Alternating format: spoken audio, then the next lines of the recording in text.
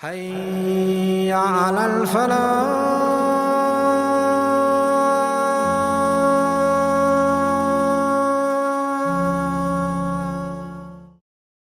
अस्सलामुअलैकुम वरहमतुल्लाहि वबरकातुहू। औज़ु बिल्लाहि मिनश शैतानिर रजीम। बिस्मिल्लाहिर्रहमानिर्रहीम। लक़द अरसलना रुसुलना बिल बय्यिनात व अंज़लना मअहुमुल किताब वल मीज़ान लियक़ूमा अन्नासु बिल क़िस्त व अंज़लनल हदीद फ़ीहि बाअसुन शदीद।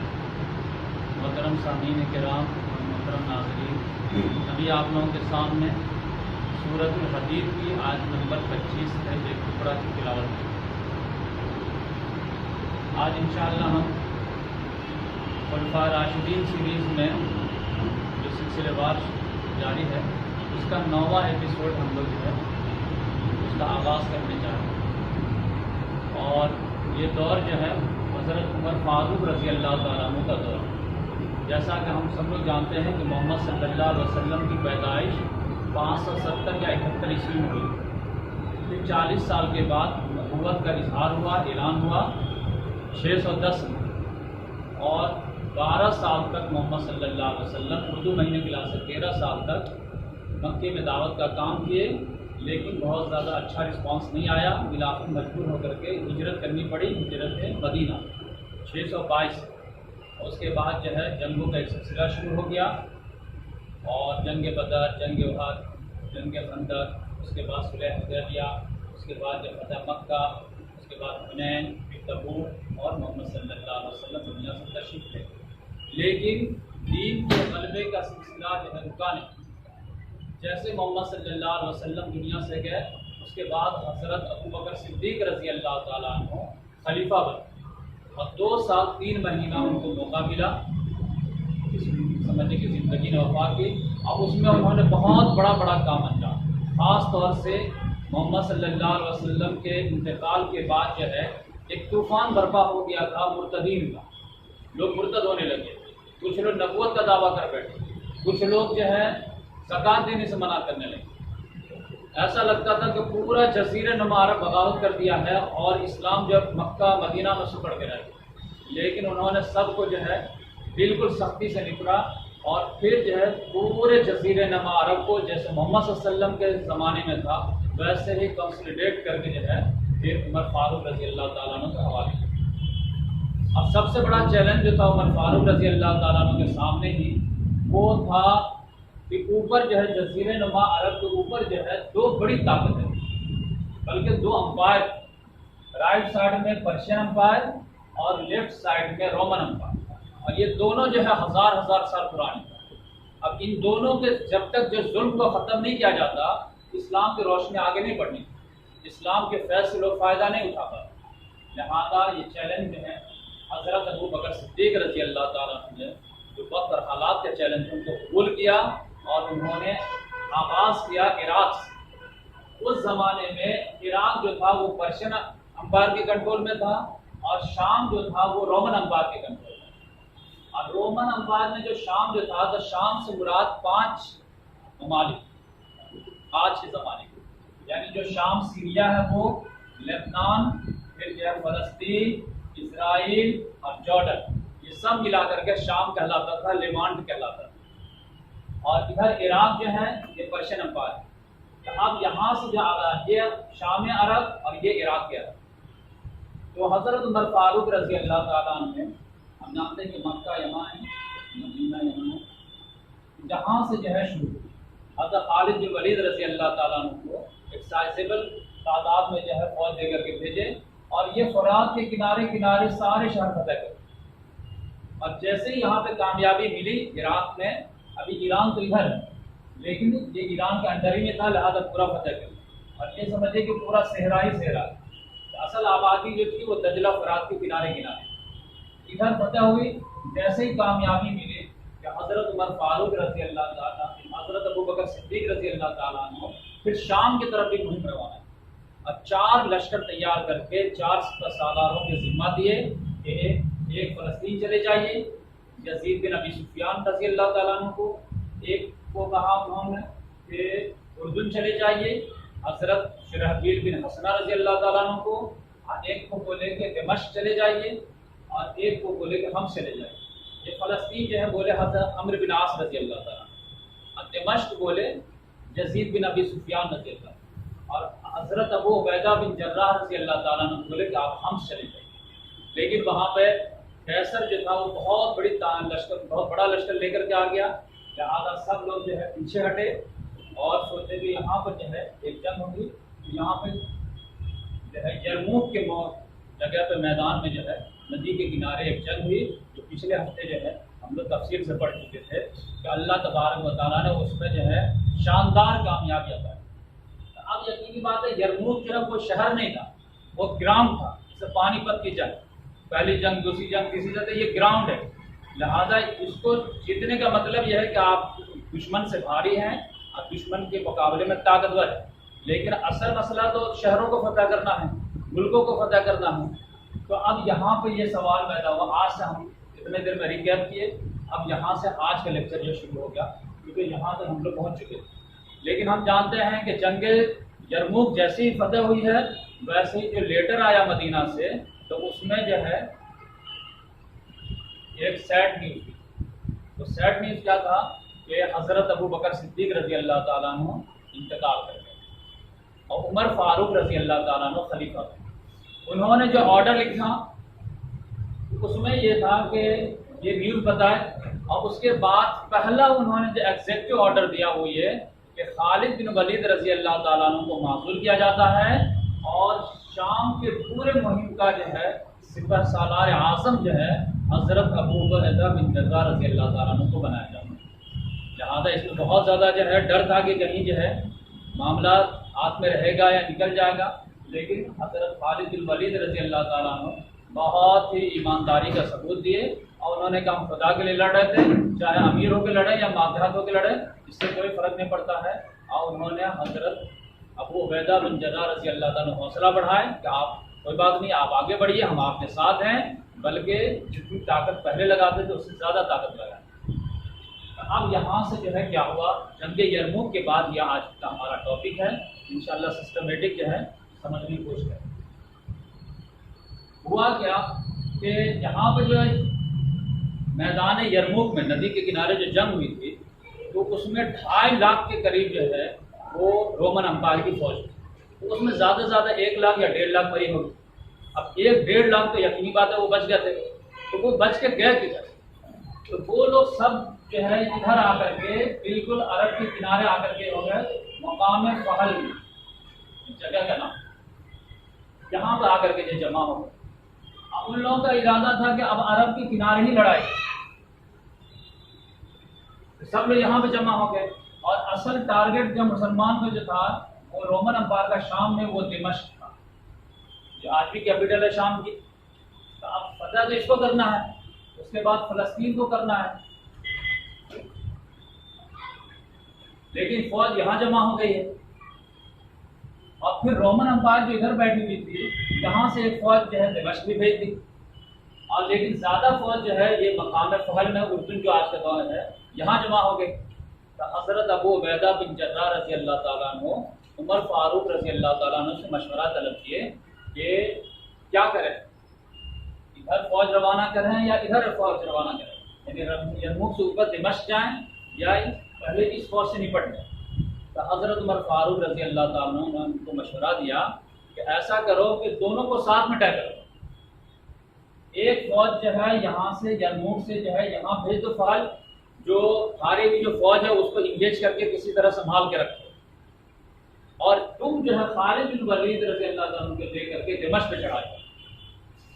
दिमश्क असल टारगेट ये, क्योंकि शाम का जो है किला है, शाम का दारुल सल्तनत, ये फतह हो गया तो समझिए कि तुम्हारे जो पूरे इस एरिया पे जो है आप बैठ जाओ। तो उन्होंने कहा कि अच्छा मशवरा समझ में आ गया। उन्होंने अपने हिसाब से 4 फौजें तैयार, एक फौज तो है यरमूक से फहल की तरफ भेज दिए, इसका घिराव कर दिया। दूसरी फौज क्या किए, तो फलस्तीन के रास्ते पर चाहे यहाँ पे एक फौज भेज दिए और इन लोगों को इंगेज करके रखे। तीसरी फौज जो है यहाँ पर दिमश्क के ऊपर हम्स है, एक फौज इधर से भेज करके यहाँ पे ब्लॉक कर, यानी फ़लस्तीन से कोई भी जो है रोमी इधर मदद के दिमश्क ना आ सके, फहल से कोई जो है दिमश्क ना आ सके, हम से भी कोई फौज दिमश्क ना आ सके। ये तीनों रास्ता को ब्लॉक कर दिए। अब उसके बाद हज़रत अबू उबैदा बिन जर्राह रज़ियल्लाहु ताला अन्हु यहाँ से दिमश्क की तरफ रवाना। खालिद बिन वलीद बड़े बड़े सिपह सालारों को साथ में लिए और दिमश्क पे चढ़ाई कर दी। दिमश्क में चढ़ाई कर दिए तो जैसे ही कैसर को मालूम, अब कैसर अभी हम्स में बैठा हुआ, उसको मालूम हुआ कि मैन सिपह सालार इधर आ रहे हैं, तो 2 सिपह सालार को उसने कन्फ्रंट के लिए भेजा कि दिमश्क से पहले इनको रोको। वो 2 सिपह सालार का नाम था तूज़र और शम्स। ये दोनों का मुकाबला हुआ। एक को जो है हज़रत खालिद बिन वलीद रज़ी अल्लाह ताला ने संभाले और दूसरी फौज को खुद अबू उबैदा बिन जर्राह रज़ी अल्लाह ताला ने। ये जो है इसके बाद जो है दिमश्क का मुहासरा हो गया, जो पिछले हफ्ते मैंने बताया था। और उसके बाद क्या हुआ कि दिमश्क को उन लोगों ने जो है बिल्कुल किलाबंद होकर के जो है अपने आप को सेफ्टी कर लिया, लेकिन चारों तरफ से इधर से भी इधर से भी इधर से भी इधर से भी सहाबा किराम इसको घेर लिए और 70 दिन का मुहासरा जारी था।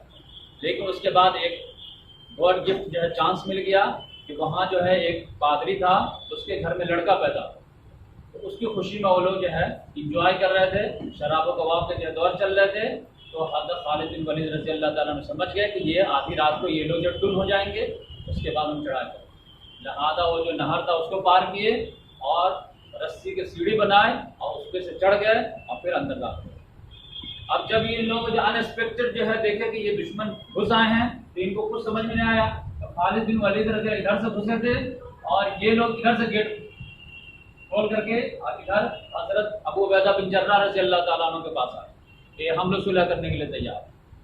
उन्होंने कहा बहुत बेहतरीन बात है, रात को कैसे नींद खुल गई, चलो। तो अब ये इधर से सुलह करने की नीयत से जो दिमश्क में घुस रहे हैं, खालिद बिन वलीद रज़ी इधर से जो फतेह के अंदाज में घुस रहे हैं।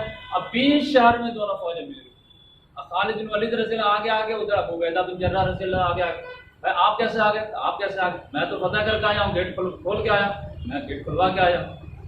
फिर पता चला कि क्या हो, तो फिर जो है कहा गया कि देखिए ये जो सिपह सालार हैं या हज़रत अबू उबैदा बिन जर्राह रज़ी अल्लाह ताला अन्हु, और ऐसे भी कोई भी मुसलमान किसी को भी सुलह का जो है दावत दे दे तो उनकी बात मानी जाती है। लिहाजा ये पूरा शहर जो है सुलह के तौर पर फतह माना। अब इसके सुलहनामा लिखा गया कि जितने भी लोगों के पास सोना चांदी वगैरह है, करेंसी, उसका 5वां हिस्सा आपको अदा करना पड़ेगा। एग्री? नंबर 2, हर आदमी जो भी है जिसके पास कुछ नहीं है तो सालाना 1 दीनार आपको देना पड़ेगा। ठीक है, ये भी एग्री। और 1 जरीब यानी 1 गुंटा अगर ज़मीन है तो इतना मिक़दार में आपको दाना देना पड़ेगा। उन्होंने कहा ये भी है। और नंबर 4, रोमन अम्पायर से आपको साज़बाज तोड़ने पड़ेंगे और ये नहीं होगा कि आप हमारे अंडर में भी रहें और आप जो उनके साथ दोस्ती और यारी बढ़ाएं हमको नुकसान पहुँचाने के लिए, ऐसा नहीं। और अगर आपने ऐसा किया यानी ये सारे चीज़ निभा दिए तो आपके जान, माल, इज्जत, आबरू, इबादत गाह ये सब महफूज माने जाएंगे, बल्कि हम लोग जान में खेल करके उसको प्रोटेक्शन देंगे। तो उन लोगों ने तैयार हो। इस तरह से जो है दिमश्क फतह हुआ। यहाँ तक हम लोग तकरीबन दिमश्क फतह कर लिए थे, आज थोड़ा और अच्छा था। इसके बाद ये सवाल पैदा हुआ कि आप किधर? एक बड़ा शहर था हम्स, दूसरा फ़लस्तीन, तीसरा फहल में जमा हो गए। फहल में ये लोग जो सहाबा किराम आए थे और जो उनको टारगेट दिया गया था कि इनको किसी तरह इंगेज रखना ताकि हम लोग दिमश्क को आसानी से पता करें। तो ये सारे सहाबा किराम जो है यहाँ पर भी फ़लस्तीन में भी इनको इंगेज रखने में कामयाब हो गए, हम्स में भी इनको इंगेज रखने में कामयाब हो गए, फहल में भी इनको इंगेज रखने में कामयाब हो गए। अब यहाँ पर ये किला फतह हो गया। तो यहाँ पर जो है यजीद बिन अबी सुफियान रज़ी अल्लाह ताला अन्हु को हज़रत अबू उबैदा बिन जर्राह रज़ी अल्लाह ताला अन्हु कमांडर बना दिए कि आप दिमश्क को संभालिए और हम लोग जाते हैं नेक्स्ट टारगेट के पास। नेक्स्ट टारगेट क्या हो सकता है सेंट्रल फोर्स का? तो कहे कि आप फहल को थोड़ा निपट लें क्योंकि ये सारे फौज यही जमा हो गई है। यहाँ पर जैसे रोक किए कि उन लोगों के कान खड़े हो गए, अरे खालिद बिन वलीद आ रहे हैं, सिपह सालार खुद आ रहे हैं, अबू उबैदा बिन जर्राह रज़ी अल्लाह ताला अन्हु आ रहे हैं।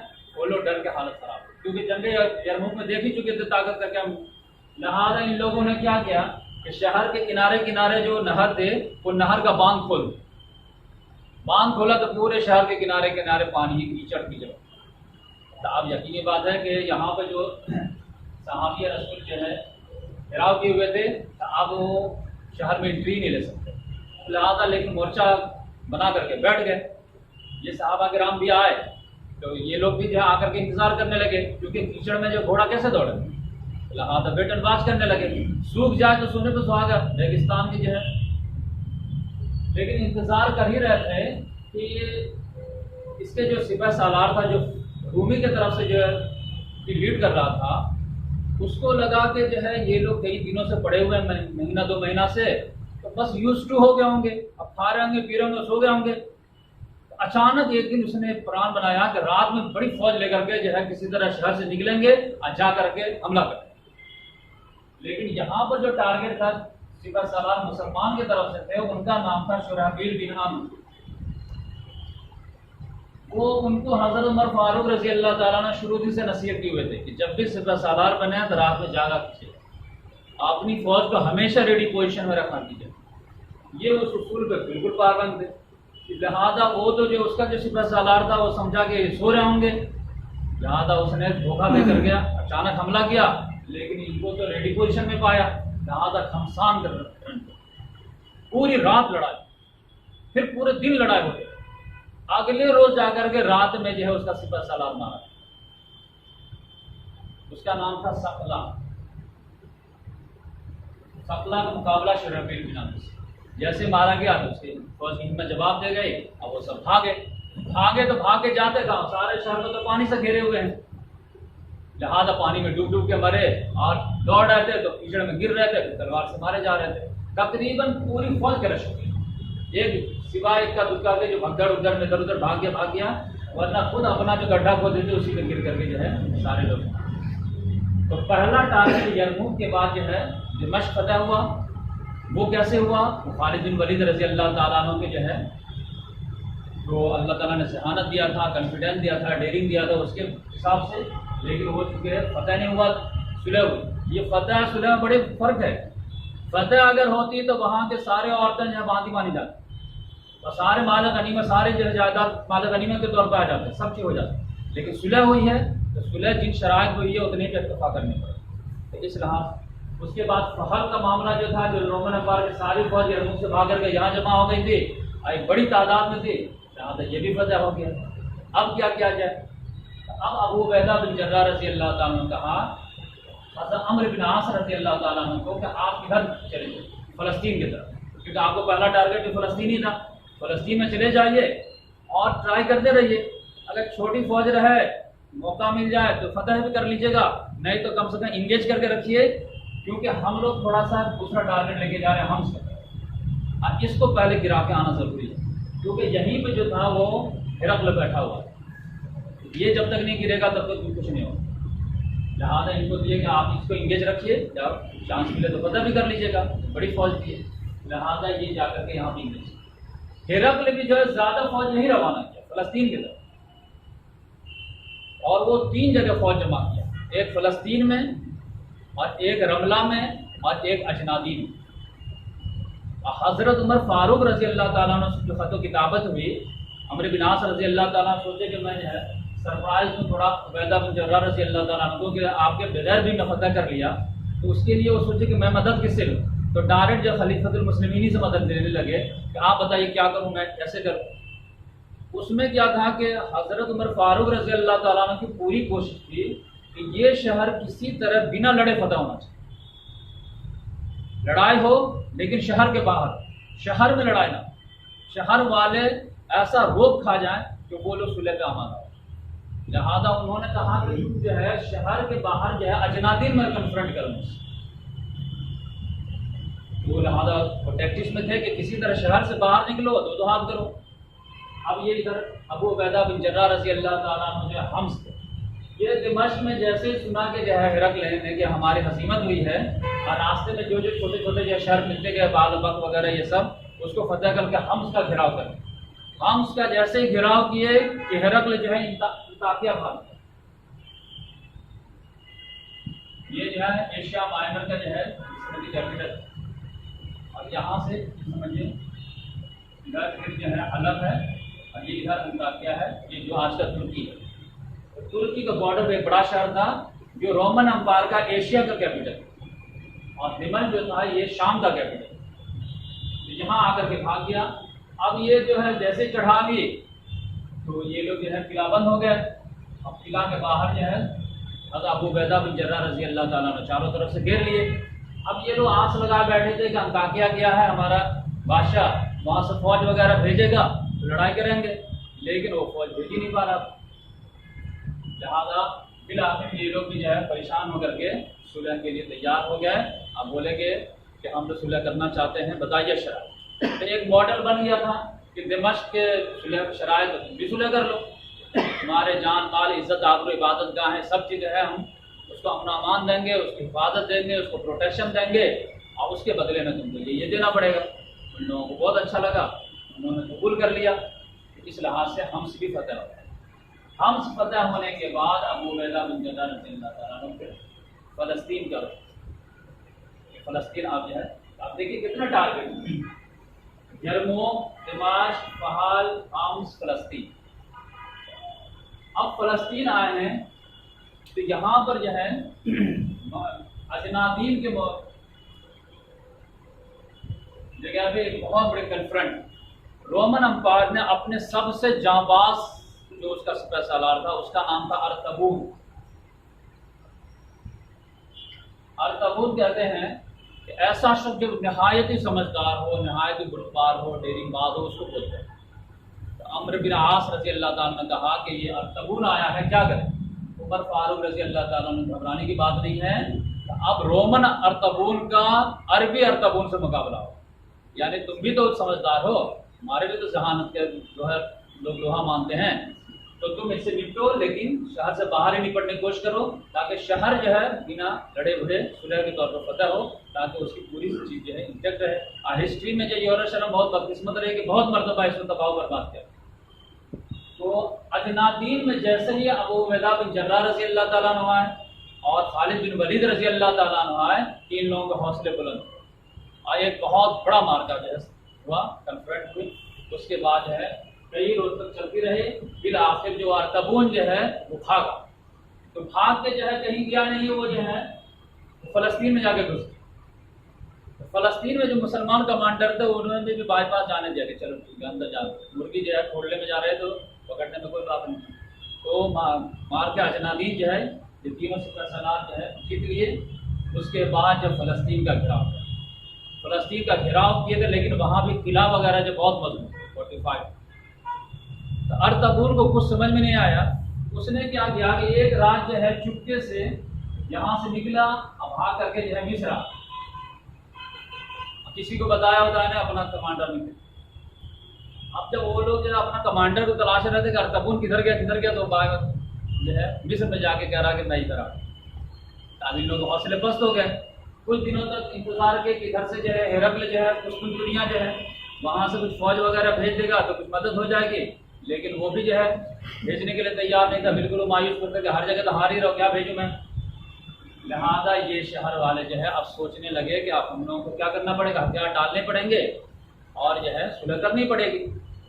लेकिन एक बड़ा प्रॉब्लम था उन लोगों को, चाह रहा तो सुलह करना, लेकिन चाह के भी नहीं चाह हो पा रहा। वो मसला क्या था? वो उनका मसला ये था कि वो देख रहे थे कि मुसलमान जहाँ भी लड़ रहे हैं, जीत जा रहे हैं या कुछ भी हो रहा है, सुलह कर रहे हैं और दिमश्क के शराइत पर सुलह हो रही है। फहल में भी, फिर जो है हम्स में भी, जो भी छोटे मोटे शहर है सबको दिमश्क एक मॉडल बन गया उसी पे। तो वो चाह रहे थे कि इसी बेस पे हमारा फ़लस्तीन में खुला हो जाए। लेकिन उनको एक टेंशन था, कि टेंशन ये था कि मुसलमानों का मामला दिमश्क का अलग है, फहल का अलग है, हम्स का अलग है, बालबक का अलग है। क्यों? क्योंकि वो कहते थे कि यहाँ पर जो अंबिया किराम के जो है कब्रें नहीं हैं। ये फ़लस्तीन का मामला मुसलमानों की निगाह में एक अलग यूनिक मामला है, क्योंकि हज़ारों अंबिया किराम यहाँ दफन है। ये बहुत बाबरकत ज़मीन है। पूरे बनी इस्राइल की पहली आयत में सुब्हानल्लज़ी असरा बिअब्दिही लैलन मिनल मस्जिदिल हराम इलल मस्जिदिल अक़सल लज़ी बारकना हौलहु लिनुरियहु मिन आयातिना। फिर यहीं पर जो है मेराज जब हुआ था तो पहला सफ़र जो है मक्का से मस्जिद हराम से मस्जिद अक़सा है, और वो हमारे यहाँ है। लिहाजा हो सकता है कि ये लोग जब गलबा पा जाएंगे तो इसके साथ जो कंप्रोमाइज़ नहीं करें, हमारे सारे कलीसा वगैरह को ख़त्म करके वहाँ पर शानदार इबादतगाहें वगैरह बनाए। यानी दमिश्क का मामला अलग होगा इनके साथ और फ़लस्तीन का मामला अलग होगा। वो लोग ये डर रहे थे जिसकी वजह से सुलह नहीं कर रहे थे। तो उन लोगों को बात क्या है कि भाई दिल में बात रखने से क्या फ़ायदा होगा, चलो एक मरतबा जो है अपना जो कंसर्न है वो मुसलमानों के सामने पेश करो, अगर कबूल कर लेंगे तो ठीक है। तो उन लोगों ने अपना कंसर्न जो है पेश किया कि देखिए हम लोग सुलह के लिए तैयार हैं, लेकिन हम लोगों को ये जो है रिजर्वेशन है कि अगर आप लोग दमिश्क के उसूल पर अगर शराइत पर फतह कर सुलह करेंगे तो हम लोग जो है शहर का दरवाज़ा खोलने के लिए तैयार हैं। तो मुसलमानों ने कहा कि भाई क्यों नहीं, हर जगह जो है ये हम लोगों को तो बस अल्लाह ताला की हुक्मरानी चाहिए, आप बोला दिए। लेकिन फिर भी उन लोगों को यकीन नहीं हुआ कि नहीं, ये मामला आपके यहाँ हम देखे हैं कि आपके मज़हब में मस्जिद अक़सा का मामला या बैतुल मक़दिस का मामला अलग है, उसकी अलग तरजीहात है, लिहाजा कहीं आप जो है वादा खिलाफ़ी कर दिए। तो मुसलमानों ने मैसेज दिया कि नहीं, मुसलमानों का मामला ऐसा नहीं, एक पता बोल दिए तो बोल दिए। लेकिन उन लोगों ने कहा नहीं, चलिए एक का क्या, ऐसे भी हमारे यहाँ लिखा हुआ है कि ये शहर फतह होना है, लेकिन एक दरवेश बादशाह के हाथों फतह होना, ये तो है। लेकिन तुम लोगों में से कोई दरवेश दिखता नहीं मुझे, साहब जुब्बा पुब्बा पहने हुए हैं, तो कोई दरवेश दिखता नहीं है। तो ऐसे तो तुम लोग साल भर भी रहोगे तो कुछ फर्क नहीं पड़ने वाला। हम लोग तो जो है खेती ये पानी वानी सब अंदर ही है, हम लोग आराम से, तुम लोग जो है धूप गर्मी या सर्दी झेलते रहो। बकिया ये हमारे किताब में है कि एक दरवेश बादशाह के हाथों फतह होने हैं, अब तुम्हारे में कैसे भी दरवेश बादशाह दिख नहीं रहा। साहबा कराम के फौरन दिमाग में नहीं हमारे पास दरवेश बादशाह है, कहा नहीं इधर मदीना बैठा हुआ, कौन, हमारा खलीफा, वो दरवेश है। हाँ बिल्कुल दरवेशों का दरवेश है, लोग समझ नहीं पाते कि खलीफा कौन है, आवाम कौन है। कहा अगर वो अपने हाथ से रिटर्न जो है अमान नामा लिख के दे दे तो हम उनके लिए खोल दें। खलीफा बोले वादा करे, खलीफा ले रहता है ना कि मिनिस्टर के लेवल की मीटिंग की बात अलग रहती है, प्राइम मिनिस्टर लेवल की मीटिंग की बात अलग रहती है। उन्होंने कहा अगर वो आकर के हमको अमान नामा लिख के दे दें और ये तमाम चीज़ों के हमारे जो सेफ्टी दे दें, हमारे कलीसिया की इबादत गाह वगैरह की, तो हम उनके हाथ पर सुलह करने के लिए तैयार हैं, यानी शहर हवाले करने के लिए। अबू उबैदा बिन जर्राह रज़ी अल्लाह ताला अन्हु ने फ़ौरन लेटर लिखा हज़रत उमर फारूक रज़ी अल्लाह ताला अन्हु को, ये शहर वाले तो कब से जो बिल्कुल जो है हिम्मत हार चुके, लड़ने की तो ताकत नहीं है, लेकिन डिफेंसिव पोजीशन बहुत स्ट्रांग है क्योंकि ये किला के अंदर बंद है। अब गेट खुलेगा या कोई लगभग चांस मौका मिलेगा तभी होगा। लेकिन इन लोगों की ख्वाहिश है कि अगर खलीफे वक्त आते हैं तो हम लोग उनके हाथ पर छह सुलह के लिए तैयार, क्या ख्याल है? उन्होंने कहा क्यों नहीं, जब बिना खून खराबे के एक शहर फतह होने वाला है तो हमको आने में क्या प्रॉब्लम, हम खुद गारंटी देते। लिहाजा उन्होंने मदीना में जो है अपना नायब हज़रत अली रज़ी अल्लाह ताला अन्हु को बनाए और एक गुलाम को लिए और सीधे एक ऊँट एक गुलाम। तो बचपन से हम लोग आज तक समझ नहीं पा रहे थे कि भाई कम से कम दो ऊँट क्यों न लिए, दो ऊँट लेने में क्या प्रॉब्लम था, एक वो बैठते एक वो बैठते। मसला ये था कि उनकी किताबों में जो पेशेंट को ये थे कि दरवेश बादशाह, तो दरवेशी तो दिखानी भी थी ना, लिहाजा बारी बारी बैठ रहे। फिर भी जो है उन्होंने सेफ्टी का काम किए हैं। अब मदीना से डायरेक्ट जब फलस्तीन इधर जाते, लेकिन उन्होंने यहाँ पर जो है जाबिया के मुकाम पर जो है पड़ाव डाले और अपने सिपह सालारों से मुलाकात किए सब लोग। तो सबसे पहले यजीद बिन अबी सुफियान आए, हाय हेलो हुआ। फिर उसके बाद जो है खालिद बिन वलीद रज़ी अल्लाह ताला अन्हु आए, फिर अबू उबैदा बिन जर्राह आए, सब लोग मिले। लेकिन सब लोगों का जो है एक अलग ही तेवर देखे, सब लोग बेहतरीन लिबास में जुब्बा कुब्बा पहने हुए एकदम, ये तो देख के दंग रह गए। तो 2 साल के अंदर ये चेंजेस, बोले कि 200 साल के बाद भी अगर ये लिबास बनते ना तो मैं फौरन माजूर करता, क्या लिबास बन गया हमारे साथ, 2 साल में इतने चेंज हो गए तुम लोग। उन्होंने कहा कि अमीरुल मोमिनीन बात यह है कि ये हथियार से सेफ्टी में और हथियार छिपाने में ये लिबास बहुत कारगर, इस वजह से यानी जंग के पर्पज से हम लोग पहने हैं, वरना जो है शो ऑफ के लिए नहीं। तो बोला अच्छा ठीक है, हथियार जंग के पर्पज से पहना तो चलो मैं माफ़ कर देता हूँ, बकिया ये तो 200 साल बाद भी अगर ऐसे लिबास पहन देना तो मैं माफ़ नहीं कर जाऊँ, सबको भी मालूम कर। तो यहाँ पर यह है बोले कि उन लोगों को भेजो, खबर दो। तो फ़लस्तीन के बड़े बड़े पादरी आए, अपने किताब वगैरह से मुआयना वगैरह किया, हाँ भाई दरवेश बादशाह तो दिखता है एकदम। उसके बाद जो है ये जाबिया के मुकाम पे ही मुलाकात हुई सहाबा कराम से, तो कि कम से कम जो है आप लिबास बदल तो लीजिए, क्योंकि बहुत सिविलाइज्ड कल्चर लोग हैं ये लोग, ठीक है, ताकत में कम हो गए हैं, तो ये लोग क्या सोचेंगे कि हमारे बादशाह हमारे अमीरुल मोमिनीन ऐसे हैं, थोड़ा आप भी स्मार्ट बन जाए।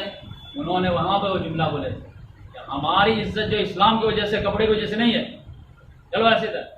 और हिस्ट्री में तो यहाँ तक आता है कि जब दाखिल हो रहे थे तो लास्ट बारी जो थी वो जब गुलाम के आगे, यानी 1 माइल जो है वो ऊँट पर गुलाम बैठता था और हज़रत उमर फारूक रज़ी अल्लाह ताला अन्हु पकड़ के चलते थे। अब फिर वो थक जाते थे तो वो बैठ जाते थे, गुलाम चलता था। अब ये ऐसा चलता था और बेचारा गुलाम जो था शर्मा भी जाता था। आखिरी जब पड़ाव बारी जब शहर में दाखिल होने की थी तो पता चला, इत्तेफाक हुस्न इत्तेफाक ही कहिए, उसकी बारी थी ऊपर और इनकी बारी थी जो पैदल चलने की। वो तो एकदम लगाम लगा दिया कि नहीं, मैं तो ऐसा नहीं करने दूंगा, इस बार आप ही चलिए। उन्होंने डांट के कहा नहीं, अब दौड़ बारी तुम्हारी, बैठ रहो। अब फिर चलने लगे। अब उनके सामने तो कौन ज़बान ज़्यादा हिलाता। अब उसके बाद कहीं पर कीचड़ आ गया तो जूता भी हाथ मिले। अब पाँव जो है मैं कीचड़ लगते हुए शहर में जाना। जाबिया में देखे तो सब लोग चीख गए, उसको डांटे, लेकिन उनके सामने कौन डांट सकता था कि भाई मैंने बोला। तो इस तरह से ये दरवेशी का मामला था। तो लिहाजा वो फ़ौरन जो है फ़लस्तीन के जो ईसाई लोग थे वो फ़ौरन कहे हाँ ये तो है, इनके हाथ में होना है। यहाँ तक बोले कि आप सुलहनामा लिख के दे दीजिए हमको। उमर फारूक रज़ी अल्लाह ताला को लिख के दे दिए कि ये सुलहनामा अमीरुल मोमिनीन अल्लाह का बंदा उमर फारूक की जानिब से इलिया वालों के, वो लोग जब फतह किया थे तो इलिया इसका नाम रखते। और यहाँ पर इनके जान माल इज़्ज़त आबरू इबादत का सब के अमाननामा लिख दी जाती है। कोई भी इनको न तोड़ेगा न इनको जो है बदल करके जो है इबादतगाह में तब्दील करेगा। ये सारे डिटेल लिख करके दे, वो लोग लिखे, साइन लिए। अब्दुर्रहमान बिन औफ ने साइन किए, अबू उबैदा बिन जर्राह ने साइन किए, ये सब साइन करके चले। फिर बोलेगा चलो दरवाज़ा खोल दो, हाँ आइए, मोस्ट वेलकम। तो उमर फारूक रज़ी अल्लाह ताला अन्हु जामिया से फ़लस्तीन अंदर आए। अब यहाँ पे आए हैं बैतुल मक़दस, वो कुरान में तो कब से जो है, और बार बार पहले भी आते थे, लेकिन अब फातहाना अंदाज में आए हैं। तो आने के बाद जो है जहाँ पे मस्जिद अक़सा है जो हैकल सुलेमानी थी, वो तो बिल्कुल खंडरात बने हुए थे, कूड़ा करकट की जगह बनी हुई थी, मस्जिद तो थी नहीं। मस्जिद अक़सा मतलब जो आपका सवाल ज़हन में आएगा कि ये जो मक्के में कुरान नाज़िल हुई और अल्लाह ताला ने कहा कि मस्जिद हराम से मस्जिद अक़सा, तो मस्जिद अक़सा तो 70 ईस्वी में तोड़ ताड़ दिया था रोमन टाइटस ने। तो मस्जिद अक़सा आई कहाँ से? तो अक़सा माने दूर, दूर वाली मस्जिद, यानी टूट गई थी लेकिन उसका ढांचा तो मौजूद था। तो इस लिहाज से जो है वो बिल्कुल जो है कूड़ा करकट के थे, लेकिन वहीं पे जाकर के वो 2 रकात नमाज पढ़े। फिर सुबह हुई, रात में दाखिल हुए थे। सुबह में जो है उनका एक बहुत बड़ा कलीसा था, उमामा नाम। तो पादरी लोगों को बोले कि भाई थोड़ा कलीसा घुमा मुझे, तो आप भी जाएंगे तो बोलेंगे कि भाई इसको घुमाओ उसको घुमाओ। तो पादरी लोग घुमाने लगे अपना कलीसा जो सबसे बड़ा था। तो घुमाते घुमाते जब जो है खूब शहर भर जो है घूम लिए, तो अचानक जो है नमाज का टाइम हो गया। तो उमर फारूक रज़ी अल्लाह ताला दाएँ बाएँ देखने लगे, भाई टाइम हो गया मेरे नमाज का, तो मैं थोड़ा नमाज पढ़ लेता हूँ। तो कलीसा बहुत बड़ा था, वो समझ गए कि नमाज के लिए बेचैन हो रहे हैं। तो उन्होंने कहा कि ऐसा कीजिए कि यहीं पे नमाज पढ़ लीजिए, क्या है। तो उमर फारूक रज़ी अल्लाह ताला ने कहा नहीं, मैं यहाँ पे नमाज नहीं पढ़ूँ, क्योंकि अगर मैं आज नमाज पढ़ दूँ ना तो कल मुसलमान लोग जज्बात में आकर के उस जगह छीन लगे तुम्हारा, कहेंगे हमारे खलीफा ने नमाज पढ़ी थी लिहाजा यहाँ पे मस्जिद बनी, लिहाजा मैं ऐसा नहीं करने देता। तो फिर दूर बाहर के जाकर के सीढ़ी पे नमाज, अब सीढ़ी पे भी नमाज पढ़ने के बाद उनको डाउट हुआ कि कहीं सीढ़ी न कब्जा करे। तो फिर लिख करके उनको दिए कि देखो मुसलमान न यहाँ पे नमाज पढ़ सकते हैं न अज़ान, इतना ज़्यादा किया। फिर वहाँ पे ये फिर पादरी ही से पूछे कि देखो मैं अब आया हूँ, पता नहीं कब आऊँगा दोबारा, आप हमारे कमांडर वगैरह यहाँ पर रहेंगे, तो मुझे ख्वाहिश है कि मैं थोड़ा यहाँ पे एक मस्जिद बना के बुनियाद बना के डाल के चला जाऊँ। मशवरा दो कि कहाँ पे मस्जिद अच्छी रहे। तो उन्होंने कहा कि सखरा के मुकाम पे जाके नमाज पढ़ मस्जिद बना लीजिए। सखरा जहाँ पे डोम ऑफ द रॉक है अभी, जहाँ पे मोहम्मद सल्लल्लाहु अलैहि वसल्लम वहाँ से डायरेक्ट ऊपर गए थे, बोले वो जगह पे बना लीजिए आप एक मस्जिद शानदार से। लेकिन जब गए तो वहां पर पता चला कूड़ादान बना हुआ। एक मसाज की कूड़ादान पे तुम मुझे मस्जिद बनाने के लिए कहा, ये कूड़ादान है लेकिन ये है बहुत मुतबर्रक जगह। भाई मुतबर्रक जगह तो इसको कूड़ादान क्यों बना दी? का क्या है मुतबर्रक बताओ। बोले कि यहीं पर याकूब अलैहिस्सलाम से अल्लाह ताला ने जो है कलाम किया। ये बहुत मुतबर्रक है, तो कूड़ादान क्यों बना दिए? तो वो बोले वो तो यहूदियों से जो है दुश्मनी की, तो उनके मुतबर्रक है ना, याकूब अलैहिस्सलाम को बनी इसराइल चली है, उनको चिढ़ाने के लिए हम लोग जो उनके मुकद्दस जगह को कूड़ादान बना दिए। क्यों बना दिए? क्योंकि उन्होंने भी हमारे सलीब की जगह को कूड़ादान बनाया है। तो आप जानते हैं मसला की जो है और मजहबी इख्तिलाफ में जो आदमी क्या से क्या भूल जाता है। जहाँ पर जो ईसा अलैहिस्सलाम को सूली दिया गया था वहाँ पर जो कूड़ादान बना दिया था, सारा कचरा वहीं फेंका जाता था यहूदियों की तरफ से, ताकि ईसाइयों को चुराया जाए, उनको तकलीफ दी जाए। अब उसके बदले में ईसाइयों ने जो है कुब्बत सखरा को कूड़ादान बना दिया था ताकि यहूदियों को चुराया जाए कि तुम्हारे नबी जो है जहाँ पर अल्लाह ताला से कलाम किए थे वहाँ पर कूड़ा फेंको। उमर फारूक रजी अल्लाह ताला ने तो दिल से तड़प गया और ना अपने दामन में उठा उठा के कचरा वहाँ से जैसे फेंकना उठाना था कि सारे लोग जो है भिड़ गए उसमें, और फिर फ़ौरन उसको साफ़ किया गया और फिर वहाँ पर जो है एक मस्जिद जो है तामीर की गई जिसका नाम मस्जिद नबवी। तो ये जो है जहाँ पर ये फिर मस्जिद अक्सा की जगह भी जो है कूड़ेदान थी, बिल्कुल पूरे की मस्जिद अक्सा जो थी हैदर सुलेमानी वो कहाँ, सारे वो जो कूड़ादान है ना वो वहीं पे। फिर वहाँ पे गए उनको सफाई वफाई किए, लेकिन उस वक्त मस्जिद नहीं बनवाया, बाद में मस्जिद बनवाई। तो इस तरह से जो है हज़रत उमर फारूक रज़ी अल्लाह ताला अन्हु यानी शाम के सफ़र से जो है वापस मदीना आए और पूरा बैतुल मक़दस जो है फतह हो गया। तो इस तरह आज जो है हम लोग जो है 4-5 चीज़ जो है देखें कि नंबर 1, मदीना से एक फौज गई थी जो यरमुक में कन्फ्रंट, यरमुक में कन्फ्रंट होने के बाद जो है 2 तरफ फौजा गई, एक दिमश्क की तरफ और एक फहल की तरफ। फहल की तरफ जो है फौज के इंगेज किया गया और दिमश्क में जो है हज़रत अबू उबैदा बिन जर्राह रज़ी अल्लाह ताला अन्हु गया खालिद बिन वलीद रज़ी अल्लाह ताला अन्हु के साथ, और जो है मुकाबला जो है 50-50 रहा, आधा सुलह आधा फतह, फिलहाल इसको सुलह ही माना गया। उसके बाद जो है फौज कहाँ आई? फहल की तरफ, और इसको भी जीत लिया गया। इसके बाद जो है हम्स की तरफ रख गया, और हम्स को भी जब जीत लिया गया तो फिर जो है फ़लस्तीन की तरफ आया, और फिर फ़लस्तीन को भी जब जीत लिए तब जो है अंताकिया की तरफ जो है गए।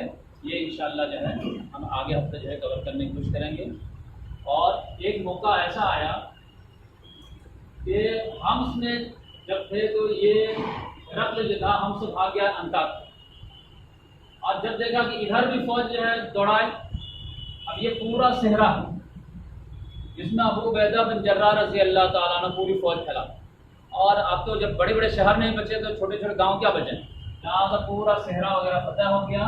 यहाँ तक अंताकिया का भी घिराव, अंताकिया का घिराव किए कि यहाँ सहरा को भागा उस दुनिया तब भाई जान बचे तो लाख पाए, और जो है देखा जाएगा शाम को दोबारा फतह हुआ। अंताकिया जब फतह हुआ तो ये जो था रोमन अम्पायर का, ये समझे कि एशिया का क्या, यहाँ पर आने के बाद जब उसके दिल से हसरत निकली, क्योंकि हिरकल का अपना जो है हर साल वो विजिट करता था शाम, बैतुल मक़दस आता था, और यहाँ के आबो हवा वगैरह बहुत ज़बरदस्त।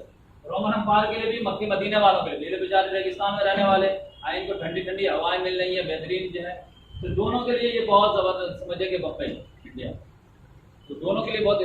अब ये हर साल आता था, आने के बाद जब जाना होता था, जैसे हर हाजी लोग हज करने जाते हैं फिर वापस आते हैं तो हसरत भरी गाँव से देखते हैं, तो हमेशा जो है जब बैतुल मक़दस का हज करके वापस जाता तो एक हसरत भरी जो है कहता कि मुसाफिर का सलाम कबूल हो, ऐ शाम आप जा रहे हैं इंशाअल्लाह दोबारा आएंगे, क्योंकि जो तुम्हारे यहाँ आ जाए तो उसका दिल तो भरता नहीं है, लेकिन जाना है, लेकिन हम वादा करते हैं कि फिर आएँ।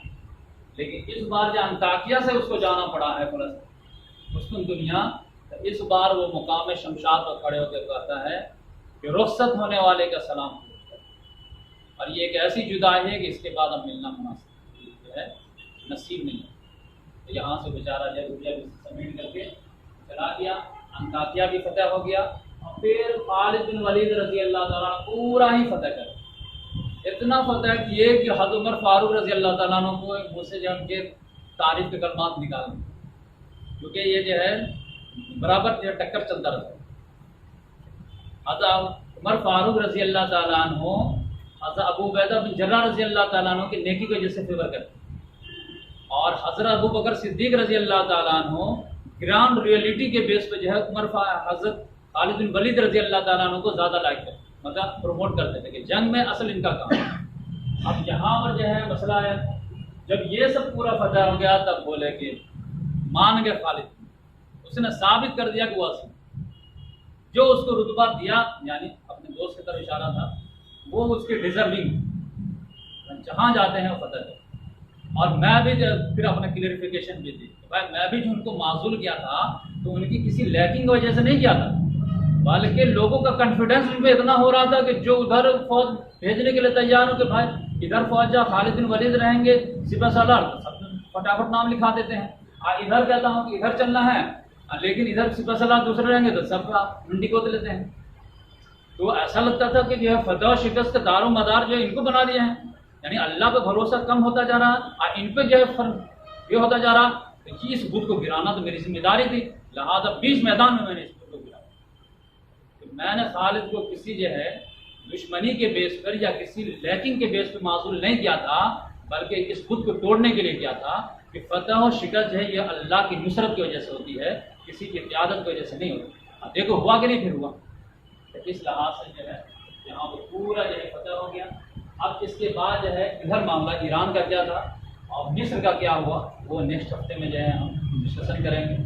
तो ये मैं एक साथ जो है पूरा ये कर लिया, तकरीबन समझिए ये 16-17 हिजरी तक जो है हम लोग पहुँचे।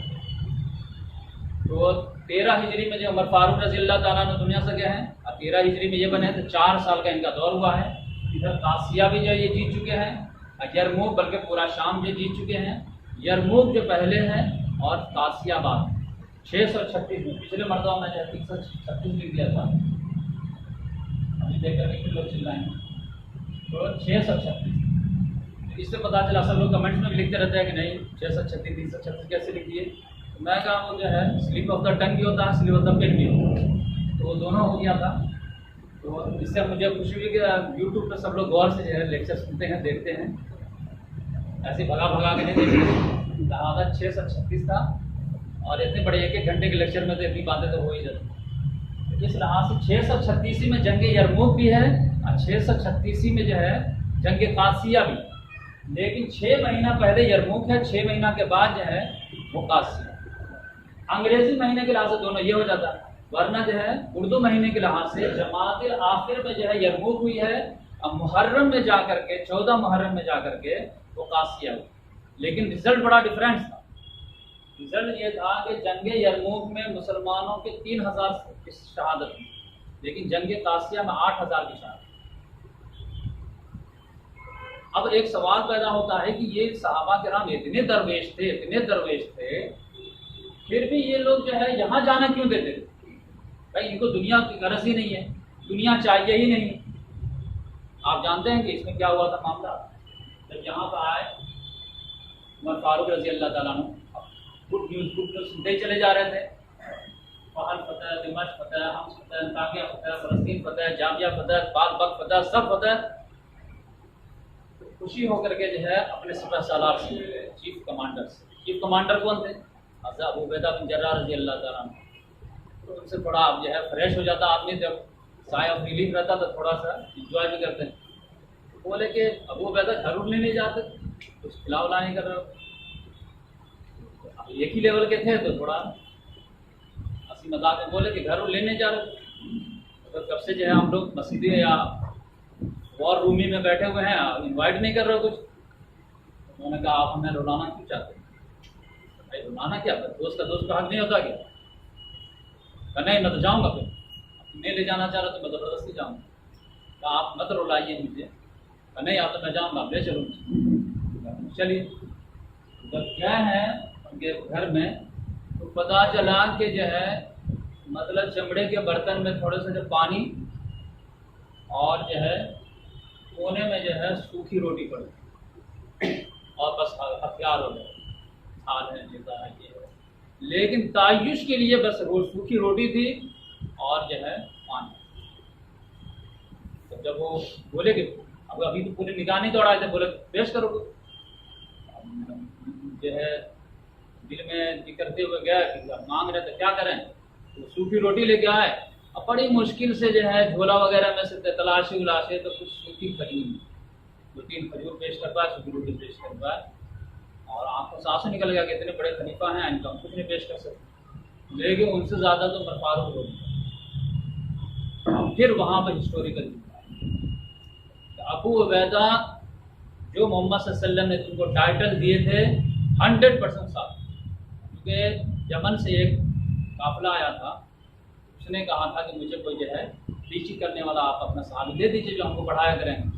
तो मोहम्मद सल्लल्लाहु अलैहि वसल्लम ने कहा कि अबू उबैदा जाओ तुम, क्योंकि ये हम हर उम्मत का एक अमीन होता है और ये मेरी उम्मत का ये जान अमीन उम्मा उनका मतलब ये टाइटल। तो हज़रत उमर फारूक रज़ी अल्लाह ताला उनको बरजस्ते वो रोटी और खजूर दे के बोले कि अबू उबैदा हालात यानी फतह के हालात ने हम में से हर एक को बदल दिया सिवाय तुम, हालात का तुमका असर नहीं होता, यानी उनके बाद उन्हीं का नंबर। ये बिल्कुल फैक्ट था कि अगर उनकी ज़िंदगी के बाद अगर वो जिंदा रहते तो तीसरे खलीफा वही बनते, इसमें कोई डाउट ही नहीं। सकीफा बनी सादा में अबू बकर सिद्दीक रज़ी अल्लाह ताला ने कहा पहले इन्हीं पे हाथ बैठ कर, इतनी बड़ी। तो अब यकीनी बात है कि आदमी मजबूर होता, लेकिन इन लोगों को लाइफ से कुछ लेना ही देना नहीं था, दायिश से लेना देना नहीं था, फैसिलिटी से लेना देना नहीं था, तो फिर ये क्या कर रहे थे सर? ये अपनी रिस्पॉन्सिबिलिटी अदा करते, being a Muslim, being a सहाबी, कंपेनियन ऑफ प्रॉफिट। उनकी जिम्मेदारी थी कि दुश्मन की जो जबर से, दुश्मन के जुल्म से बंदे को आज़ादी दिलाई, ताकि वो आज़ाद होंगे तब तो चाहेंगे तो अल्लाह के गुलामी अख्तियार करेंगे, चाहे तो नहीं करें। और जब किसी कोई बंदा बंदे की गुलामी में जकड़ा रहेगा और उसके पास फ्री विल होगा ही नहीं, और उसको कहेंगे कि रब को खुदा मानो और उसकी बंदगी अख्तियार करो, वो कहेंगे ये फला आका तो जो छोड़ता ही नहीं है। लिहाजा इन लोगों की जो जिम्मेदारी थी, यही वजह है कि जब अंताकिया से जो है कैसर जो है वहाँ चला गया है तो वो कन्फ्यूज था बिल्कुल। इतनी बड़ी तादाद, इतनी मुस्तकम हुकूमत, अरब के बद्दू जो कल के खाने के मानते थे, आज ये पूरे शहर के शहर कैसे उलट देते? क्या रीज़न उसको समझ में नहीं आया। तो इत्तेफाक से जो है फलस यहाँ पे उस दुनिया में जो है एक रूमी कैदी जो किसी तरह मुसलमानों के चंगुल से निकल के भाग, अब भाग करके जो है उस दुनिया पहुँचने के बाद वो अपने सेफ जोन में आ गया। तो कैसर ने उसको बुलाया, भाई इधर आ। अब बुलाने के बाद उससे पूछा कि भाई थोड़ा डिटेल में मुझे बता कि आखिर ये मुसलमानों में क्या खूबी है जो हर जगह ही वो जीतते, क्या वजह? हमारे यहाँ फौज में तो कोई कमी नहीं है, ना हथियार की, न तदबीर की, न क़यादत की, किसी चीज़ की कमी नहीं है, आखिर हर जगह डिफीट हुई क्यों? यकीनी बात है सामने वाले के अंदर क्वालिटी है, क्या हो रही बताओ। तो वहाँ देख के आना, उसके घर में रह के आए, तो पहले तो जेल होते नहीं थे, साथ साथ चलते थे। तब उसने कहा कि ये लोग जो है दिन के शहसवार रात के इबादत गुजार होते हैं, ये लोग जिस शहर को फतह कर लेते हैं बिना कीमत पैसा दे किसी का 1 रुपया हाथ नहीं लगाते हैं, ये लोग जो है बिल्कुल अमानतदार होते हैं। एक मरतबा कमिटमेंट दे दिए पत्थर के लकीर, लेकिन जिस दुश्मन से अड़ गए तो जब तक वो हथियार न डाले वो जो है चाहे जान दे देते हैं या जान ले लेते हैं। ये लोग ऐसे लोग हैं। ये लोग रात जो है ये शराब व कबाब में नहीं गुजारते, जिस इलाके में डाले उसके जो इज्जत इफ़्फ़त के ताबा बर्बाद भी ऐसा नहीं है। इनकी रात इबादत में गुजरती और दिन जो है घोड़े के पीठ पर गुजरती। ये जो नक्शा है कुरान का, ये जो नक्शा है सीरत नबी का, सीरत सहाबा का, आज आपको चिराग लेकर ढूंढने से भी नहीं। यही वजह है कि हमारे सवाल का कि एक पर्सनालिटी में, एक कैरेक्टर में ये कैरेक्टर आता ही नहीं। कोई मस्जिद में है तो वो मस्जिद ही में जो है बराजमान, बर्फ की तरह जमा, पिघलने के लिए तैयार। आप कोई जो है मैदान में है तो मैदान ही। आप देखिए सहाबा किराम का नक्शा अगर आप इन शॉर्ट देखेंगे तो एक हाथ में कुरान, दूसरे हाथ में चल रहा है। कुरान को नाफिज होना है, अगर सही से मान गए तो फबेहा, नहीं तो फिर ये है सीधे उंगली से अगर ये घी नहीं निकलेगी तो फिर क्या करना पड़ेगा। अब आप कहेंगे नहीं दुनिया सेकुलर है भाई, सबको एडजस्ट करके लो। भाई दुनिया सबको एडजस्ट करके लो, जब सब सही सही रहेगा तब एडजस्ट करके लिया जाए। लेकिन अगर कोई टीचर जो है 2-2 5 पढ़ा रहा है और दूसरा टीचर है 2-2 7 पढ़ा रहा है और तीसरा टीचर 2-2 9 पढ़ा रहा है और सारा टीचर बच्चे को गलत तालीम दे रहा है और आपको मालूम है कि 2-2 4 होते हैं, तो आप क्या सबको कहेंगे अच्छा 4 दिन ये पढ़ाओ, 4 दिन वो पढ़ाओ, 4 दिन वो पढ़ाओ? क्या आप कहेंगे नहीं, अगर हमारे पास ताकत है तो हम नहीं पढ़ाने देंगे 2-2 7, हमारे पास ताकत है तो 2-2 5 नहीं पढ़ाने देंगे। 2-2 4 होता है, तुम बच्चे की लाइफ बर्बाद कर। ये लोग क्या जितने भी इस्लाम के अलावा हैं ये लोगों की आखिरत बर्बाद कर रहे हैं कि नहीं कर रहे? तो इनको लाइटली कैसे लिया जा सकता? इनके दरमियान जो है पीसफुल को एग्जिस्टेंस की कोशिश कैसे की जाए? हक हक है, बातिल बातिल है। तो आपको पूरी ताकत लगा देनी चाहिए कि हक बात मानो, बातिल को फना करो। और बस पहले शुरुआत होगी समझाने से, लेकिन ऐसा तो नहीं होगा कि 2 दिन आप हमें समझाए, 4 दिन हम आपको समझाते हैं। भाई 2-2 4 होता है तो 4 पढ़ाओगे तो हम बर्दाश्त करेंगे, लेकिन 2-2 5 पढ़ाओगे तो हम नहीं बर्दाश्त करेंगे। ताकत नहीं रहेगा तो अपोज करेंगे, उससे भी कम ताकत रहेगी तो दिल में बुरा जानेंगे। लेकिन अगर ताकत आ जाएगी तो हम टीचर को जो है दिमाग ठीक कर देंगे कि 2-2 4 ही तुमको पढ़ा। तो इस लिहाज से पूरी इंसानियत के जो है ज़िंदगी को दांव पे लगा करके आप उनको जो है आग में झोंकते जा रहे हैं, छोड़ते चले जा रहे हैं, और आप कह रहे कि नहीं हमको तो मिल गया ना सच्चाई। तो ऐसा नहीं होगा। ये रिस्पॉन्सिबिलिटी थी जो सहाबा किराम पहुँचाने में। ये रोमन अम्पायर पर्शियन अम्पायर को उलटना उनकी जिम्मेदारी थी, तो उन्होंने जान पे खोल करके बल्कि जान कुर्बान करके किए। लेकिन आज का जो दौर है कि कम से कम हम लोग दावत भी जो पेश नहीं करते, गैर मुस्लिमों तक, क्रिश्चियन तक, नॉन मुस्लिम तक जो है कुछ भी नहीं पेश कर, आराम से ऐसा लगता है कि सब चीज ठीक ठाक चल रहा है और हमारे ऊपर तो कोई जिम्मेदारी अल्लाह ताला ने डाला ही नहीं। बीइंग ए मुस्लिम, मतलब मुस्लिम, हमारे ऊपर तो जिम्मेदारी है खाओ पकाओ और ऐश में जिंदगी, दुनिया में जिंदगी में फलो फूलो फैलो, जितना हो सकते हैं जायदाद बनाओ, औलाद को कामयाब करो, यही जिम्मेदारी। अब कुरान से जाकर पूछे तो कहेगा नहीं, तुम तो सिलेक्टेड उम्मत हो, चूजन उम्मत हो, तुम्हारी रिस्पॉन्सिबिलिटी कुछ और थी। लेकिन वो रिस्पॉन्सिबिलिटी ना याद करने के लिए तो तैयार है, अब कोई याद दिलाए तो ना कोई जागने के लिए तैयार है। तो फिर उम्मत मुसलमान जो है कैसे दुनिया में सुरखुर होगी, और दुनिया में सुरखुर होगी तो आखिरत में कैसे सवाल पैदा हो सकता है। खालिद बिन वलीद रज़ी अल्लाह ताला अन्हु सुलह हुदैबिया के बाद ईमान लाने के बाद घर में बैठ जाते तो वो मुकाम पाते। अल्लाह ताला कहता है कि तुम्हारे बाजू में इतनी ताकत है कि रोमन अम्पायर को उलट सकते हो, लेकिन घर से निकलो तो सही।